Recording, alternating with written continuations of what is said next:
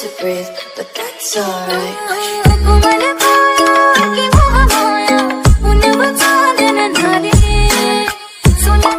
Hello friends, मैं हूं जलील और आप देख रहे हैं मेरा channel tech on Jalil. Friends, आज की वीडियो में मैं आपको बताने जा रहा हूं कि आप किस तरीके से aqua and dark blue photo editing कर सकते हैं, और वो भी बिल्कुल आसानी से। तो बगैर टाइम वेस्ट किए शुरू करते हैं आज की वीडियो। अगर वीडियो अच्छी लगे तो चैनल को सब्सक्राइब करना, वीडियो को लाइक करना और कमेंट करके बताना कि कैसी लगी वीडियो।